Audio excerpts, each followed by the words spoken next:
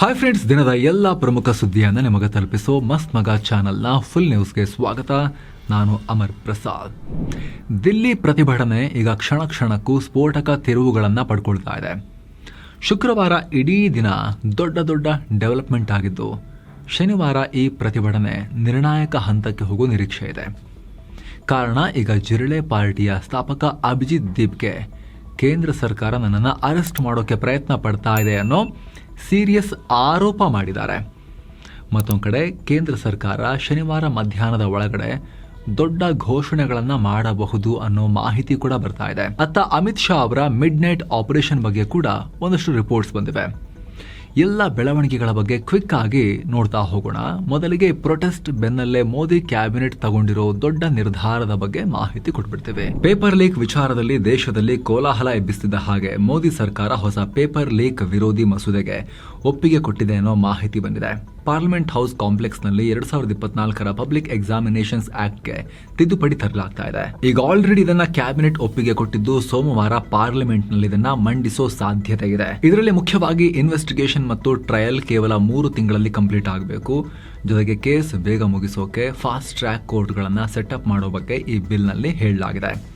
ಏನೋ ಶಿಕ್ಷೆ ವಿಚಾರಕ್ಕೆ ಬಂದ್ರೆ, ಆರ್ಗನೈಸ್ಡ್ ಆಗಿ ಅಂದರೆ ಗ್ಯಾಂಗ್ ಮಾಡಿಕೊಂಡು ಒಂದು ಮಾಫಿಯಾ ಥರ ಪೇಪರ್ ಲೀಕ್ ಮಾಡೋ ದಂಧೆಕೋರರಿಗೆ 10 ವರ್ಷ ಕಠಿಣ ಜೈಲು ಶಿಕ್ಷೆ ಮತ್ತು 10 ಕೋಟಿ ರೂಪಾಯಿ ದಂಡ ಹಾಕೋಕೆ ಪ್ರಪೋಸ್ ಮಾಡ್ತಾ ಇದ್ದಾರೆ. ಜೂನ್ 2024ರಲ್ಲಿ ಜಾರಿಗೆ ಬಂದಿದ್ದ ಈಗಿರೋ ಕಾನೂನು ಪ್ರಕಾರ ನೀಟ್ ಮತ್ತು JEE ಎಕ್ಸಾಮ್ಗಳಲ್ಲಿ ಪೇಪರ್ ಲೀಕ್, ಚೀಟಿಂಗ್ ಹಾಗೂ ಕಂಪ್ಯೂಟರ್ ಟ್ಯಾಂಪರಿಂಗ್ ಮಾಡಿದ್ರೆ 3 ರಿಂದ 5 ವರ್ಷ ಜೈಲು ಮತ್ತು 10 ಲಕ್ಷದವರೆಗೆ ಫೈನ್ ಇತ್ತು. ಅದೇ ಗ್ಯಾಂಗ್ ರೀತಿಯಲ್ಲಿ ಆರ್ಗನೈಸ್ಡ್ ಆಗಿ ಮಾಫಿಯಾ ರೀತಿ ಮಾಡಿದ್ರೆ 5 ರಿಂದ 10 ವರ್ಷ ಜೈಲು ಶಿಕ್ಷೆ ಮತ್ತು 1 ಕೋಟಿ ರೂಪಾಯಿ ದಂಡ ಇತ್ತು. ಅದನ್ನು ಇನ್ನಷ್ಟು ಸ್ಟ್ರಿಕ್ಟ್ ಮಾಡ್ತಾ ಇದ್ದಾರೆ ಅನ್ನೋ ಮಾಹಿತಿ ಬರ್ತಾ ಇದೆ. ಇದಕ್ಕೆ ಸಂಬಂಧಪಟ್ಟಂತೆ ಖುದ್ದು ಪ್ರಧಾನಿ ನರೇಂದ್ರ ಮೋದಿ ಕೂಡ ಇವತ್ತೇ ನಾವು ಇದ್ರ ಬಗ್ಗೆ ಕ್ಯಾಬಿನೆಟ್ ನಲ್ಲಿ ಚರ್ಚೆ ಮಾಡ್ತೀವಿ, ಇದಕ್ಕೆ ಕ್ಯಾಬಿನೆಟ್ ನಲ್ಲಿ ಕ್ಲಿಯರ್ ಮಾಡಿಕೊಂಡು ಸೋಮವಾರವೇ ಇದನ್ನು ನಾವು ಪಾರ್ಲಿಮೆಂಟ್ಗೆ ತರ್ತೀವಿ, ಮುಂದಿನ ವಾರವೇ ಅನ್ನೋ ಒಂದು ಹೇಳಿಕೆಯನ್ನ ವಿಡಿಯೋ ಮೆಸೇಜ್ ನಲ್ಲಿ ಕೊಟ್ಟಿದ್ರು. ಇನ್ನೊಂದು ಕಡೆ ಜಿರಳೆ ಪಾರ್ಟಿಯ ನಾಯಕರು ಯೂನಿಯನ್ ಮಿನಿಸ್ಟರ್ಸ್ JP ನಡ್ಡಾ ಮತ್ತು ಜಿತೇಂದ್ರ ಸಿಂಗ್ ಜೊತೆಗೆ ಕಾನ್ಸ್ಟಿಟ್ಯೂಷನ್ ಕ್ಲಬ್ನಲ್ಲಿ 2 ಗಂಟೆಗಳ ಕಾಲ ಮೀಟಿಂಗ್ ಮಾಡಿದ್ರು.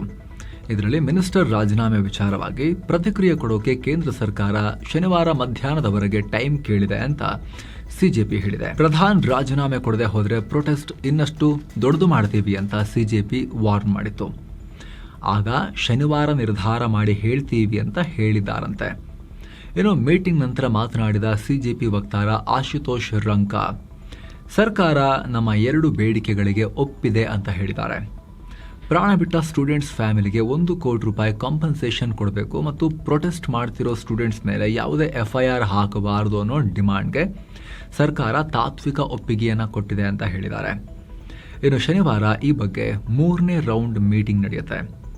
ಇನ್ನು ಈ ಮೀಟಿಂಗ್ ಬಗ್ಗೆ ಹೆಲ್ತ್ ಮಿನಿಸ್ಟರ್ JP ನಡ್ಡಾ ಕೂಡ ರಿಯಾಕ್ಟ್ ಮಾಡಿದ್ದು, ಮಾತುಕತೆ ಸೌಹಾರ್ದಯುತವಾಗಿತ್ತು ಅಂತ ಹೇಳಿದ್ದಾರೆ. ಆದರೆ CJP ಡಿಮ್ಯಾಂಡ್ಸ್ ಬಗ್ಗೆ ಅವರು ಕನ್ಫರ್ಮೇಷನ್ ಕೊಟ್ಟಿಲ್ಲ.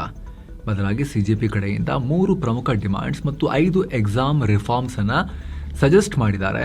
ಶನಿವಾರ ಮಧ್ಯಾಹ್ನದ ವೇಳೆಗೆ ಮೀಟಿಂಗ್ ಎಲ್ಲ ಮಾಡಿ ಇದ್ರ ಬಗ್ಗೆ ಹೇಳ್ತೀವಿ ಅಂತ ಹೇಳಿದ್ದಾರೆ. ಇನ್ನು ಪ್ರತಿಭಟನೆ ವೇಳೆ ದಿಲ್ಲಿ ಪೊಲೀಸರು ಸ್ಟೂಡೆಂಟ್ಸ್ ಮೇಲೆ ಪೆಲೆಟ್ ಗನ್ ಬಳಸಿರೋದು ಕನ್ಫರ್ಮ್ ಆಗಿದೆ. ಆರಂಭದಲ್ಲಿ ದಿಲ್ಲಿ ಪೊಲೀಸರು ಇದನ್ನ ಕಂಪ್ಲೀಟ್ ಆಗಿ ಸುಳ್ಳು ಅಂತ ಹೇಳಿದ್ರು. ಆದರೆ ಈಗ ಸಫ್ದರ್ಜಂಗ್ ಹಾಸ್ಪಿಟಲ್ನ ರಿಪೋರ್ಟ್ನಲ್ಲೂ ಕೂಡ ಇದು ನಿಜ ಅಂತ ಗೊತ್ತಾಗಿದೆ. 28 ವರ್ಷದ ಯುವಕನ ಬಲ ಮೊಣಕೈ ಮತ್ತು ಬೆನ್ನಿನ ಮೇಲೆ ಪೆಲೆಟ್ ಗಾಯಗಳಾಗಿರೋದು, ಅದರ ಚೂರುಗಳು ಹೋಗಿ ಹೊಕ್ಕೊಂಡಿರೋದು ಕೇವಲ ಕಾಣಿಸ್ತಿರೋದು ಮಾತ್ರ ಅಲ್ಲ, ಹಾಸ್ಪಿಟಲ್ ರಿಪೋರ್ಟ್ ಕೂಡ ಇದನ್ನ ಹೇಳಿದೆ. ಜೊತೆಗೆ ಗುರುಗ್ರಾಮದ 25 ವರ್ಷದ ಇರ್ಷಾದ್ ಶೇಖ್, ಡೆಲ್ಲಿ ಯೂನಿವರ್ಸಿಟಿ ಸ್ಟೂಡೆಂಟ್ 19 ವರ್ಷದ ಸಾಹಿಲ್ ಲೋಚಬ್ ಅನ್ನೋರಿಗೂ ಕೂಡ ಗಾಯಗಳಾಗಿವೆ. ಇದರಲ್ಲಿ ಸಾಹಿಲ್ ಲೋಚಬ್ಗೆ ಪೆಲೆಟ್ನ ತುಣುಕು ಬಂದು ಕಣ್ಣಿನ ಹತ್ತಿರಕ್ಕೂ ಬಿದ್ದಿದ್ದು, ಅವರ 1 ಕಣ್ಣು ದೃಷ್ಟಿ ಕಳೆದುಕೊಳ್ಳೋ ಚಾನ್ಸಸ್ ಇದೆ ಅಂತ ಏಮ್ಸ್ ವೈದ್ಯರು ಹೇಳ್ತಿದ್ದಾರೆ. ಇನ್ನು ಜಂತರ್ ಮಂತರ್ನಲ್ಲಿ ಡೆಲ್ಲಿ ಪೊಲೀಸ್ ಜೊತೆಗೆ CRPF ಅಡಿಯ RAF ಅಂದ್ರೆ ರ್ಯಾಪಿಡ್ ಆಕ್ಷನ್ ಫೋರ್ಸ್ ಕೂಡ ಇತ್ತು. ಅವ್ರ ಬಳಿ ಪೆಲೆಟ್ ಗನ್ ಮತ್ತು ಶಾಕ್ ಬೇಟನ್ಗಳಿದ್ವು. ರೂಲ್ಸ್ ಪ್ರಕಾರ ಇದನ್ನ 500 ಅಡಿ ದೂರದಿಂದ ಸೊಂಟದ ಕೆಳಗೆ ಮಾತ್ರ ಫೈರ್ ಮಾಡಬೇಕು. ಆದರೆ ಪೊಲೀಸರು ಈ ರೂಲ್ಸ್ ಫಾಲೋ ಮಾಡಿಲ್ಲ. ಹೀಗಾಗಿ CRPF ಈ ಬಗ್ಗೆ ತನಿಖೆ ಮಾಡ್ತೀವಿ ಅಂತ ಹೇಳಿದೆ. ಇದನ್ನು ಪೊಲೀಸರು ಬಳಸಿದಾರಾ ಅಥವಾ RAF ಬಳಸಿರೋದಾ ಅಂತ ನಾವು ತನಿಖೆ ಮಾಡ್ತೀವಿ ಅಂತ CRPFನವ್ರು ಹೇಳಿದ್ದಾರೆ. ಹಾಗೆ ಜಂತರ್ ಮಂತರ್ನಲ್ಲಿ ಡ್ಯೂಟಿ ಮಾಡ್ತಿರೋ CRPF ಯೋಧರಿಗೆ ಪೆಲೆಟ್ ಗನ್ ಬಳಸಬೇಡಿ ಅಂತ ಕೇಂದ್ರ ಸರ್ಕಾರ ಆರ್ಡರ್ ಮಾಡಿತ್ತು ಮೊದಲೇ ಅಂತ ಅಧಿಕಾರಿಗಳು ಮಾಹಿತಿ ಕೊಟ್ಟಿದ್ದಾರೆ. ಈ ಪೆಲೆಟ್ ಗನ್ನಿಂದ ಗಾಯಗೊಂಡಿರುವ ವಿದ್ಯಾರ್ಥಿಗಳನ್ನ ವಿಪಕ್ಷ ನಾಯಕ ರಾಹುಲ್ ಗಾಂಧಿ ಭೇಟಿಯಾಗಿದ್ದಾರೆ. ಒಬ್ಬ ಯುವಕನ ದೃಷ್ಟಿ ಹೋಗೋ ಲೆವೆಲ್ಗೆ ಈ ಘಟನೆಯಾಗಿದೆ. ದೃಷ್ಟಿ ವಾಪಸ್ ಬರುತ್ತಾ ಡಾಕ್ಟರ್ಸ್ಗೂ ಗೊತ್ತಿಲ್ಲ, ಸರ್ಕಾರ ಕೂಡಲೇ ಕ್ರಮ ತಗೋಬೇಕು ಅಂತ ವಿಪಕ್ಷ ನಾಯಕರು ರಾಹುಲ್ ಗಾಂಧಿ ಹೇಳಿದ್ದಾರೆ. ಈ ನಡುವೆ ಸಿಜೆಪಿ ಫೌಂಡರ್ ಅಭಿಜಿತ್ ದೀಪ್ಗೆ ಗಂಭೀರ ಆರೋಪ ಮಾಡಿದ್ದಾರೆ. ಶನಿವಾರ ಹಾಗೂ ಭಾನುವಾರ ವೀಕೆಂಡ್ ಇರೋದ್ರಿಂದ ಪ್ರೊಟೆಸ್ಟ್ನಲ್ಲಿ ಜಾಸ್ತಿ ಜನ ಸೇರ್ತಾರೆ, ಹೀಗಾಗಿ ಸರ್ಕಾರ ಇವತ್ತೇ ನಮ್ಮನ್ನ ಅರೆಸ್ಟ್ ಮಾಡೋಕೆ ಟ್ರೈ ಮಾಡ್ತಾ ಇದೆ ಅಂತ ಆರೋಪಿಸಿದ್ದಾರೆ. ಒಂದು ವೇಳೆ ಹಾಗೆ ಮಾಡಿದ್ರೆ ಅದು ಸರ್ಕಾರದ ಇನ್ನೊಂದು ದೊಡ್ಡ ಮಿಸ್ಟೇಕ್ ಆಗುತ್ತೆ. ಯಾಕಂದರೆ ಸೋನಂ ವಾಂಗ್ಚುಕ್ ಅವ್ರನ್ನ ಕರ್ಕೊಂಡು ಹೋದಾಗ ಈ ಹೋರಾಟ ಇನ್ನಷ್ಟು ಸ್ಟ್ರಾಂಗ್ ಆಯಿತು. ಲಾಠಿ ಚಾರ್ಜ್ ಆದಾಗಲೂ ಕೂಡ ಪ್ರೊಟೆಸ್ಟ್ ಜಾಸ್ತಿ ಆಯಿತು. ಈಗ ನಮ್ಮನ್ನು ಅರೆಸ್ಟ್ ಮಾಡಿದ್ರೆ ದೇಶಾದ್ಯಂತ ಪ್ರತಿಭಟನೆ ಸ್ಪ್ರೆಡ್ ಆಗುತ್ತೆ ಅಂತ ಅವರು ಹೇಳಿಕೆ ಕೊಟ್ಟಿದ್ದಾರೆ. ಇನ್ನೊಂದು ಕಡೆ ಪ್ರತಿಭಟನೆ ತಣ್ಣಗಾಗದ ಕಾರಣ ದಿಲ್ಲಿಯಲ್ಲಿ ಪೊಲೀಸ್ ಸಿಬ್ಬಂದಿಯ ಎಲ್ಲ ರಜೆಗಳನ್ನು ತಕ್ಷಣದಿಂದಲೇ ಕ್ಯಾನ್ಸಲ್ ಮಾಡಲಾಗಿದೆ. ಮುಂದಿನ ಆದೇಶ ಬರುವವರೆಗೂ ಕ್ಯಾಶುವಲ್ ಅಥವಾ ಅರ್ನ್ಡ್ ಲೀವ್ ರೀತಿ ಯಾವುದೇ ರಜೆ ಕೊಡೋದಿಲ್ಲ. ಕೇವಲ ಎಮರ್ಜೆನ್ಸಿ ಕೇಸಸ್ಗೆ ಮಾತ್ರ ಟಾಪ್ ಆಫೀಸರ್ಸ್ಗೆ ಚೆಕ್ ಮಾಡಿ ರಜೆ ಕೊಡೋದು ಅಂತ ಹೇಳಿದ್ದಾರೆ. ಏನು ಡೆಲ್ಲಿ ಮೆಟ್ರೋ ಕಾರ್ಪೊರೇಷನ್ ಹೊಸದಾಗಿ 2 ಮೆಟ್ರೋ ಸ್ಟೇಷನ್ಸ್ ಅನ್ನ ಕ್ಲೋಸ್ ಮಾಡಿದೆ. ಈ ಮೂಲಕ ಈ ಪ್ರೊಟೆಸ್ಟ್ ಎಫೆಕ್ಟ್ ನಿಂದಾಗಿ ಡೆಲ್ಲಿ ಎನ್ಸಿಆರ್ ಭಾಗದಲ್ಲಿ 18 ಮೆಟ್ರೋ ಸ್ಟೇಷನ್ಗಳನ್ನು ಮುಚ್ಚಿದಂತಾಗಿದೆ. ಇನ್ನು ವಿಪಕ್ಷ ಕಾಂಗ್ರೆಸ್ ದೇಶಾದ್ಯಂತ ಪ್ರತಿಭಟನೆಗೆ ಕರೆ ಕೊಟ್ಟಿದೆ. ದೇಶದ ಎಲ್ಲ ಜಿಲ್ಲೆಗಳಲ್ಲಿ ಕಾಂಗ್ರೆಸ್ ಕಾರ್ಯಕರ್ತರು ಕ್ಯಾಂಡಲ್ ಮಾರ್ಚ್ ಮತ್ತು ಸತ್ಯಾಗ್ರಹ ಆರ್ಗನೈಸ್ ಮಾಡಬೇಕು ಅಂತ ಕಾಂಗ್ರೆಸ್ ಹೇಳಿದೆ. ಇದೇ ವಿಚಾರಕ್ಕೆ ಸಂಬಂಧಪಟ್ಟಂತೆ ಇನ್ನೊಂದು ಕಡೆ ಟ್ವಿಟರ್ ಕೋ-ಫೌಂಡರ್ ಜಾಕ್ ಡಾರ್ಸಿ ಡೆವಲಪ್ ಮಾಡಿರೋ ಬಿಟ್ಸ್ ಚಾಟ್ ಮೆಸೇಜಿಂಗ್ ಆ್ಯಪ್ನ ರಿಮೂವ್ ಮಾಡಬೇಕು ಅಂತ ಸರ್ಕಾರ ಆರ್ಡರ್ ಮಾಡಿದೆ. ಈ ಬಗ್ಗೆ ಖುದ್ದು ಡಾರ್ಸಿ ಎಕ್ಸ್ನಲ್ಲಿ ಪೋಸ್ಟ್ ಹಾಕಿದ್ದಾರೆ. ಅದರಲ್ಲಿ ಬಿಟ್ ಚಾಟ್ನ 3 ಗಂಟೆ ಒಳಗಡೆ ಡಿಸೇಬಲ್ ಮಾಡಬೇಕು ಅಂತ ಗಡುವು ಕೊಡಲಾಗಿದೆ. ಈ ಆ್ಯಪ್ನಲ್ಲಿ ಇಂಟರ್ನೆಟ್, ವೈಫೈ ಇಲ್ಲದೆ ಬ್ಲೂಟೂತ್ ಮೆಶ್ ನೆಟ್ವರ್ಕ್ ಮೂಲಕ ಮೆಸೇಜ್ ಕಳಿಸೋ ಫೀಚರ್ಸ್ ಇದೆ. ಸಿಜೆಪಿ ಪ್ರೊಟೆಸ್ಟ್ ಟೈಮ್ನಲ್ಲಿ ಇಂಟರ್ನೆಟ್ ಕಟ್ ಮಾಡಿದ್ರು ಕೂಡ ಪ್ರತಿಭಟನಾಕಾರರು ಇದನ್ನ ಯೂಸ್ ಮಾಡಿದ್ರು ಅನ್ನೋ ಮಾಹಿತಿ ಇದೆ. ಹೀಗಾಗಿ ಈ ರೀತಿ ಕ್ರಮ ತಗೊಂಡಿರಬಹುದು ಅನ್ನೋ ಚರ್ಚೆ ನಡೀತಾ ಇದೆ. ಏನು ಗುರುವಾರ ಮತ್ತು ಶುಕ್ರವಾರ ನಡುವಿನ ರಾತ್ರಿಯಲ್ಲಿ ಇಂಟರ್ವೀನಿಂಗ್ ನೈಟ್ನಲ್ಲಿ ಈ ಪ್ರತಿಭಟನೆಗೆ ಸಂಬಂಧಪಟ್ಟಂತೆ ದೊಡ್ಡ ಬೆಳವಣಿಗೆಗಳು ಆದವು. ಅದರ ಬಗ್ಗೆ ನಾವು ನಿಮಗೆ ಈ ವಿಶೇಷ ವರದಿಯಲ್ಲಿ ಮಾಹಿತಿಯನ್ನು ಕೊಟ್ವಿ ಇವತ್ತು ಬೆಳಗ್ಗೆನೆ. ಅದರಲ್ಲೂ ಸೋನಂ ವಾಂಗ್ಚುಕ್ ಉಪವಾಸ ಎಂಡ್ ಮಾಡಿದ್ದು ಈ ಪ್ರತಿಭಟನೆಗೆ ಹೊಸ ತಿರುವು. ಸರ್ಕಾರ ಅವರನ್ನ ಮನವೊಲಿಸಿತ್ತು. ಈಗ ಈ ಮಿಡ್ ನೈಟ್ ಆಪರೇಷನ್ ಹಿಂದೆ ಅಮಿತ್ ಶಾರ ಸರಣಿ ಮೀಟಿಂಗ್ಗಳು ಕೆಲಸ ಮಾಡಿವೆ ಅಂತ ವರದಿಯಾಗಿದೆ. ಅಮಿತ್ ಶಾ ಭರ್ತಿ 4 ಗಂಟೆಗಳ ಹೈ ಲೆವೆಲ್ ಮೀಟಿಂಗ್ಗಳನ್ನು ನಡೆಸಿದ್ರು ಅಂತ ರಿಪೋರ್ಟ್ ಆಗಿದೆ. ನೀಟ್ ಪೇಪರ್ ಲೀಕ್ ವಿಚಾರವಾಗಿ ದೇಶಾದ್ಯಂತ ಸ್ಟೂಡೆಂಟ್ ಪ್ರೊಟೆಸ್ಟ್ ಹೆಚ್ಚಾಗ್ತಾ ಇತ್ತು.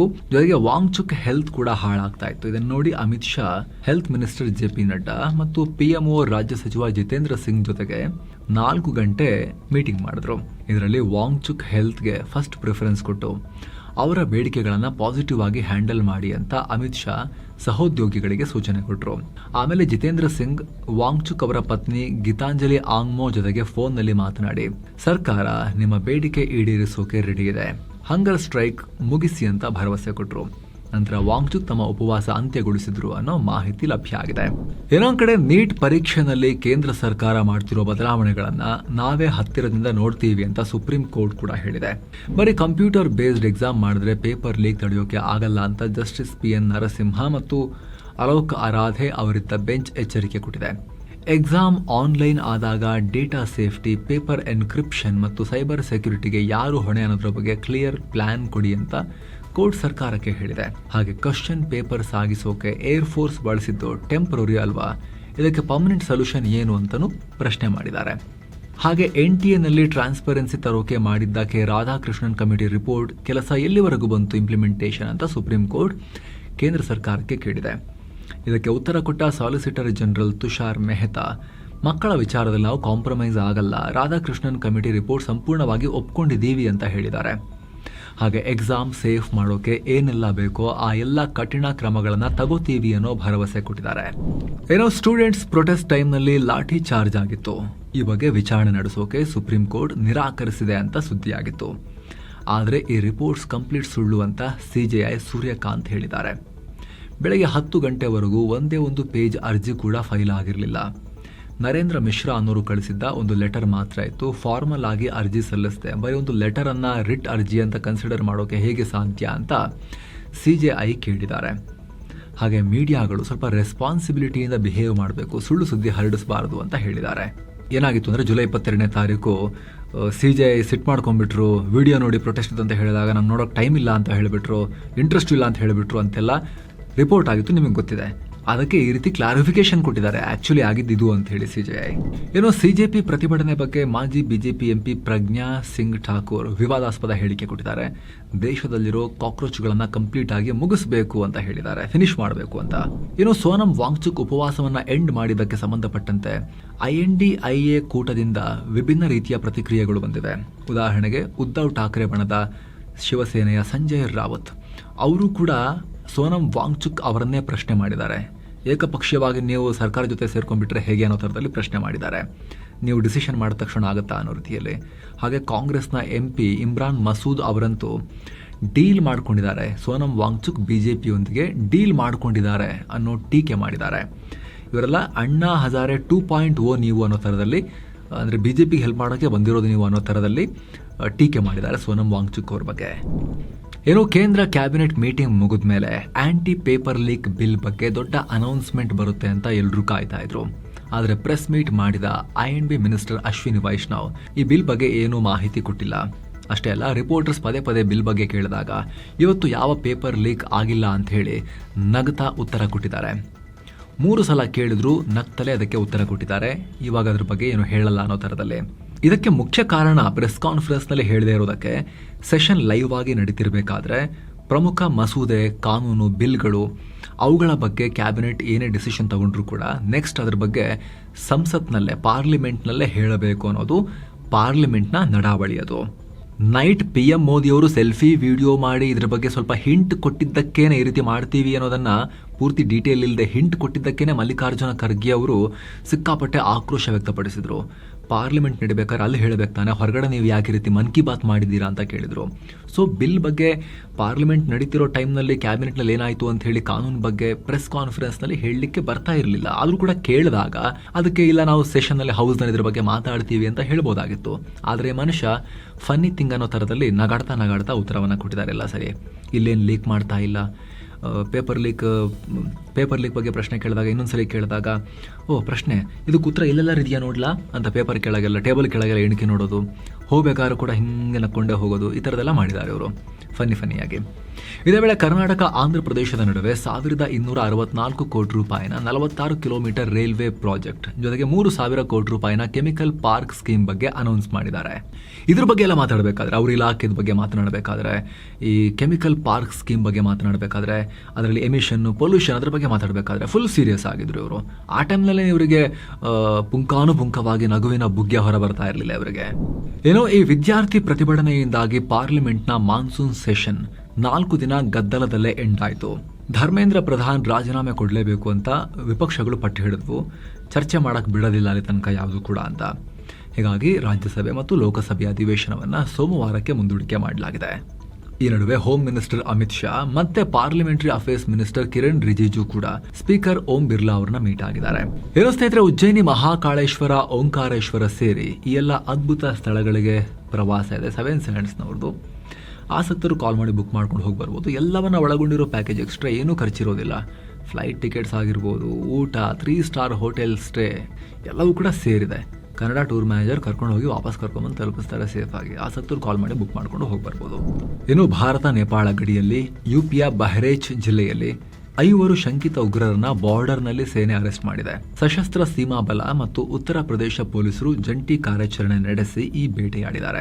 2 ಖಲಿಸ್ತಾನಿ ಉಗ್ರರು ಇದರಲ್ಲಿ ಅಂತ ಹೇಳಿ ಪೊಲೀಸರು ಪತ್ತೆ ಹಚ್ಚಿದ್ದಾರೆ. ಇವರು ವಾರಿಸ್ ಪಂಜಾಬ್ದೇ ಉಗ್ರ ಸಂಘಟನೆಯ ಮೆಂಬರ್ಸ್. ಇದರಲ್ಲಿ ವಿಕ್ರಮ್ಜಿತ್ ಸಿಂಗ್ ಅನ್ನೋನು 2023ರಲ್ಲಿ ಪಂಜಾಬ್ ಪೊಲೀಸ್ ಸ್ಟೇಷನ್ ಮೇಲೆ ನಡೆದ ದಾಳಿಯಲ್ಲಿ ಬೇಕಾಗಿದ್ದ. ಇನ್ನೊಬ್ಬ ಅಮೆರಿಕದ ಪ್ರಜೆ ಮನ್ವೀರ್ ಸಿಂಗ್ ದಿಲ್ಲೋನ್ ಅಂತ, ಮೂಲತಃ ಪಂಜಾಬ್ನ ಮೊಗಾದವನು, ಅಮೆರಿಕದಲ್ಲಿ ಸೆಟಲ್ ಆಗಿದ್ದಾನೆ.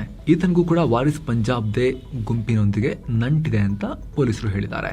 ಇವರೊಂದಿಗೆ 3 ಭಾರತದ ಪ್ರಜೆಗಳಾದ ಸುರೇಶ್ ಕುಮಾರ್, ದಿಲೀಪ್ ಉಪಾಧ್ಯಾಯ ಮತ್ತು ಡ್ರೈವರ್ ರಾಹುಲ್ ಕುಮಾರ್ ಅನ್ನೋರನ್ನ ಕೂಡ ಅರೆಸ್ಟ್ ಮಾಡಲಾಗಿದೆ. ಏನೋ ಮಿಡಲ್ ಈಸ್ಟ್ ಕದನದಲ್ಲಿ ಈಗ ಮುಖ್ಯ ಡೆವಲಪ್ಮೆಂಟ್ ಏನ್ ಗೊತ್ತಾ, ಬ್ರಿಟನ್ ಈಗ ಇರಾನ್ ವಿರುದ್ಧ ಯುದ್ಧಕ್ಕೆ ರೆಡಿ ಇದೀವಿ ಅಂತ ಹೇಳಿ ಧಮಕಿ ಹಾಕಿದೆ. ನಮ್ಮ ನೆಲದಲ್ಲಿ ಯಾವುದೇ ರೀತಿ ದಾಳಿ ಮಾಡಿದ್ರೆ ಅಥವಾ ವಿದೇಶಗಳಿಂದ ಯಾವುದೇ ರೀತಿ ದಾಳಿ ಮಾಡಿದ್ರು ಕೂಡ UKಯನ್ನ ಕಾಪಾಡೋಕೆ ನಮ್ಮ ಸೇನಾ ಪಡೆಗಳು ರೆಡಿ ಇವೆ, ಯುದ್ಧ ಮಾಡಕ್ ನಾವು ರೆಡಿ ಅಂತ ಅವರು ಹೇಳಿಕೆಯನ್ನ ಕೊಟ್ಟಿದ್ದಾರೆ. ಈಗ ಆಲ್ರೆಡಿ ಬ್ರಿಟನ್ನ ಹೊಸ ಸರ್ಕಾರ ಆಂಡಿ ಬರ್ನ್ಯಾಮ್ PM ಆದ್ಮೇಲೆ ಅವರು ಅಮೆರಿಕಾಗೆ ಅವರ ಬೇಸಸ್ ಅನ್ನ, ಏರ್ ಬೇಸ್ ಅನ್ನ ಯೂಸ್ ಮಾಡೋಕೆ ಒಪ್ಪಿಗೆಯನ್ನ ಕೊಟ್ಟಿದ್ದಾರೆ ಅಮೆರಿಕಾಗೆ. ಅದಕ್ಕೆ ಇರಾನ್ ಧಮಕಿ ಹಾಕಿದೆ, ಬ್ರಿಟನ್ಗೂ ನಾವು ಹೊಡಿತೀವಿ, ಬ್ರಿಟನ್ನ ನೆಲೆಗಳು, ಅವರ ಇಂಟ್ರೆಸ್ಟ್ಗಳ ಮೇಲೆ ನಾವು ಹೊಡಿತೀವಿ ಅಂತ ಹೇಳಿ ಬೆದರಿಕೆಯನ್ನು ಹೊಡಿತು ಇರಾನ್.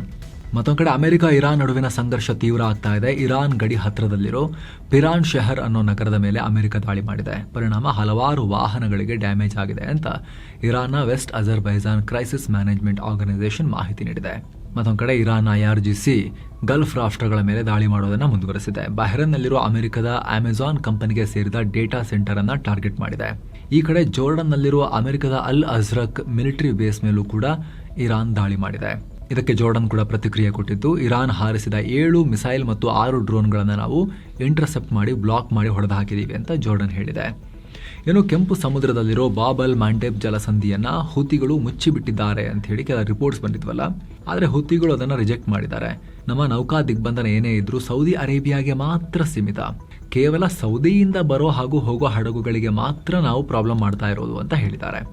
ಅದನ್ನು ಹೊರತುಪಡಿಸಿ ಅಲ್ಲಿ ನಡೆಯೋ ಯಾವುದೇ ಅಂತಾರಾಷ್ಟ್ರೀಯ ವ್ಯಾಪಾರಕ್ಕೆ ನಾವು ಅಡಚಣೆ ಮಾಡಲ್ಲ ಅನ್ನೋ ಒಂದು ಕ್ಲಾರಿಫಿಕೇಶನ್ ಕೊಟ್ಟಿದ್ದಾರೆ ಅವರು.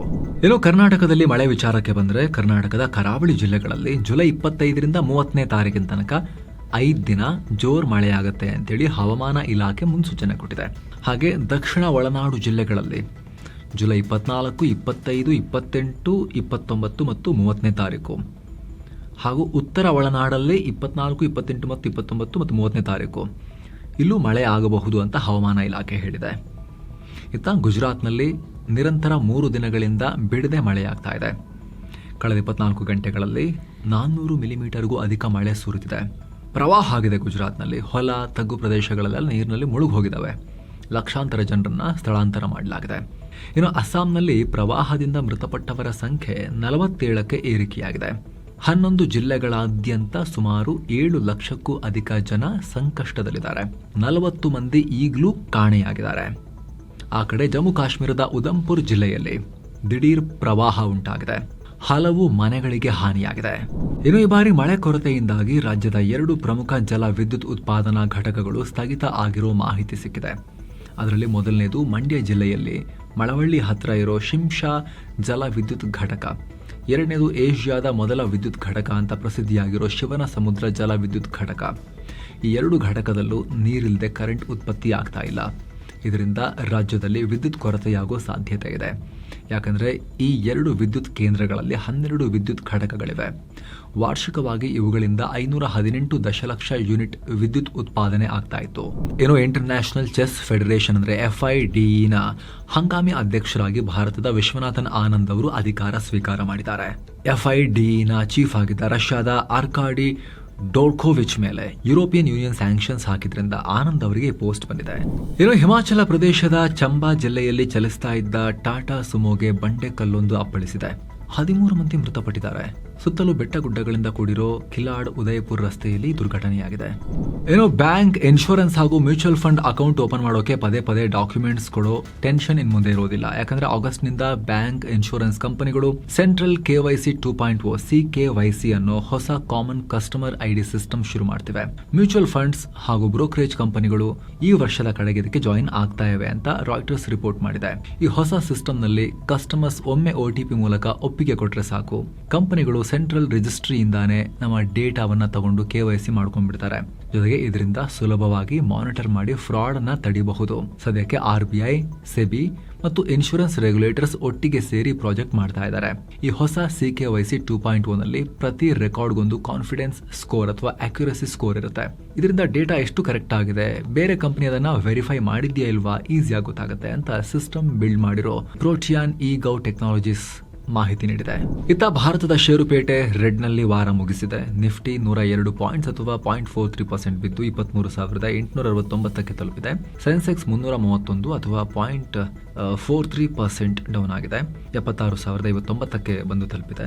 ಮಿಡ್ ಕ್ಯಾಪ್ ಇಂಡೆಕ್ಸ್ 0.09% ಡೌನ್ ಆದರೆ ಸ್ಮಾಲ್ ಕ್ಯಾಪ್ ಇಂಡೆಕ್ಸ್ 0.28% ಡೌನ್ ಆಗಿದೆ. ನಿರಂತರ 5ನೇ ದಿನವೂ ಮಾರ್ಕೆಟ್ ಕುಸಿದು ಈ ವಾರ ಪೂರ್ತಿ ರೆಡ್ಡೇ ಆದಂತಾಗಿದೆ.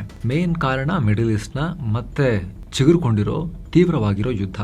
ರೆಡ್ ಸೀನಲ್ಲಿ ಸೌದಿ ಟ್ಯಾಂಕರ್ಗಳ ಮೇಲೆ ಇರಾನ್ ಬೆಂಬಲಿತ ಹುತಿಗಳ ಅಟ್ಯಾಕ್ನಿಂದಾಗಿ ಕ್ರೂಡ್ ಆಯಿಲ್ ಬೆಲೆ ಬ್ಯಾರೆಲ್ಗೆ $100 ಗಡಿ ದಾಟಿದೆ. ಜೊತೆಗೆ ಅಮೆರಿಕ ಇರಾನ್ ಮೇಲೆ ದಾಳಿ ಮುಂದುವರೆಸಿದ್ದು, ಟ್ರಂಪ್ ಕಳಿಸಿದ್ದ ಸೀಸ್ ಫೈರ್ ಪ್ರಪೋಸಲ್ ಅನ್ನು ಇರಾನ್ ರಿಜೆಕ್ಟ್ ಮಾಡಿದೆ. ಇನ್ನೊಂದು ಕಡೆ ಟ್ರಂಪ್ ಭಾರತ ಸೇರಿ 60 ರಾಷ್ಟ್ರಗಳ ಮೇಲೆ 10ರಿಂದ 12.5% ಟ್ಯಾರಿಫ್ ಹಾಕಿದ್ದಾರೆ. ಈ ಕಾರಣಗಳಿಂದ ಮಾರ್ಕೆಟ್ನಲ್ಲಿ ನೆಗೆಟಿವ್ ಸೆಂಟಿಮೆಂಟ್ ಮುಂದುವರೆದು ಷೇರುಪೇಟೆಗೆ ಹಿಂಗಾಯಿತು. HCL ಟೆಕ್, ಸಿಪ್ಲಾ, ವಿಪ್ರೋ ಈ ರೀತಿ ಕೆಲವೇ ಕಂಪನಿಗಳು ಗ್ರೀನ್ನಲ್ಲಿದ್ವು. ಎಟರ್ನಲ್, ಬಜಾಜ್ ಫಿನಾನ್ಸ್ ಮತ್ತು ಮಹೀಂದ್ರ ಆ್ಯಂಡ್ ಮಹೀಂದ್ರ ಸೇರಿ ಸಾಕಷ್ಟು ಕಂಪನಿಗಳು ರೆಡ್ನಲ್ಲಿದ್ವು. BSEನಲ್ಲಿ 2185 ಸ್ಟಾಕ್ಸ್ ರೆಡ್ನಲ್ಲಿದ್ದರೆ 1999 ಸ್ಟಾಕ್ಸ್ ಗ್ರೀನ್ನಲ್ಲಿ ಕೊನೆಯಾಗಿವೆ. ಡಾಲರ್ ಮುಂದೆ ರೂಪಾಯಿ ಮೌಲ್ಯ 18 ಪೈಸೆ ಏರಿಕೆಯಾಗಿ $96.54 ಆಗಿದೆ. ಏನೋ ಸ್ನೇಹಿತರೆ, ಇವತ್ತಿನ ಬಿಸ್ನೆಸ್ ನಲ್ಲಿ Q1 ರಿಸಲ್ಟ್ಸ್ ಸುಮಾರಷ್ಟಿದಾವೆ. ಆದ್ರೆ ಇವತ್ತು ಮೆಂಬರ್ ಓನ್ಲಿ ವೀಕ್ಲಿ ಬಿಸ್ನೆಸ್ ಕೂಡ ಪಬ್ಲಿಷ್ ಆಗ್ತಿರೋದ್ರಿಂದ ಅದರಲ್ಲಿ ನಾವು ಅದೆಲ್ಲವನ್ನ ಕೂಡ ಕವರ್ ಮಾಡಿದೀವಿ ಸ್ನೇಹಿತರೆ. ನಮಗೆ ಅದನ್ನ ಪ್ರಮೋಟ್ ಮಾಡ್ಲಿಕ್ಕೂ ಕೂಡ ಒಂದು ಅವಕಾಶ ಇದು. ಸ್ನೇಹಿತರೆ, ಜಾಯಿನ್ ಆಗಿರೋ ಅಂದ್ರೆ ವಿಡಿಯೋ ಕೆಳಗಡೆ ಜಾಯಿನ್ ಬಟನ್ ಮೇಲೆ ಕ್ಲಿಕ್ ಮಾಡಿ ನಮ್ಮ ಮೆಂಬರ್ಶಿಪ್ ಕಮ್ಯುನಿಟಿಗೆ ಜಾಯಿನ್ ಆಗಿರೋ ವೀಕ್ಷಕರಿಗೆ ನಾವು ಮೆಂಬರ್ ಓನ್ಲಿ ವೀಕ್ಲಿ ಬಿಸ್ನೆಸ್ ಅನ್ನ ಕೂಡ ನೀಡ್ತಾ ಇದ್ದೀವಿ. ಹಾಗೂ ಹಲವಾರು ಎಕ್ಸ್ಕ್ಲೂಸಿವ್ ಮೆಂಬರ್ ಓನ್ಲಿ ವಿಡಿಯೋಸ್ ಕೂಡ ಅಲ್ಲಿ ಬರ್ತಾ ಇದ್ದಾವೆ. ಆಸಕ್ತರು ಮಿಸ್ ಇಲ್ಲದೆ ವಿಡಿಯೋ ಕೆಳಗಿರೋ ಜಾಯಿನ್ ಬಟನ್ ಮೂಲಕ ನಮ್ಮ ಚಾನಲ್ನ ಮೆಂಬರ್ಶಿಪ್ಗೆ ಜಾಯಿನ್ ಆಗೋದನ್ನ ಕನ್ಸಿಡರ್ ಮಾಡಿ ಅನ್ನೋದು ನಿಮ್ಮಲ್ಲಿ ನಮ್ಮ ಮನವಿ. ಬನ್ನಿ ಕಂಟಿನ್ಯೂ ಮಾಡೋಣ. ಏನು HDFC ಬ್ಯಾಂಕ್ ಮೇಲೆ ಈಗ ಅಮೆರಿಕದ 3 ಕಾನೂನು ಸಂಸ್ಥೆಗಳು ಕಣ್ಣಿಟ್ಟಿವೆ. 2024-25 Maharashtra state road development corporation ಅಂದರೆ MSRDCಗೆ 45 ಕೋಟಿ ರೂಪಾಯಿ ಇಂಟ್ರೆಸ್ಟ್ ಪೇಮೆಂಟ್ ಮಾಡಲಾಗಿತ್ತು. ಇದನ್ನ ಮಾರ್ಕೆಟಿಂಗ್ ಎಕ್ಸ್ಪೆನ್ಷನ್ ಅಂತ ಸುಳ್ಳಾಗಿ ಲೆಕ್ಕ ತೋರಿಸಿದ್ರು ಅನ್ನೋ ಆರೋಪ ಬ್ಯಾಂಕ್ ಮೇಲಿದೆ. ಇದನ್ನೇ ಹಿಡ್ಕೊಂಡು ಅಮೆರಿಕದ 3 ಲಾ ಫರ್ಮ್ಸ್ ಈಗ ಇನ್ವೆಸ್ಟಿಗೇಷನ್ ಶುರು ಮಾಡಿವೆ. ಅವ್ರಿಗೇನು ಸಂಬಂಧ?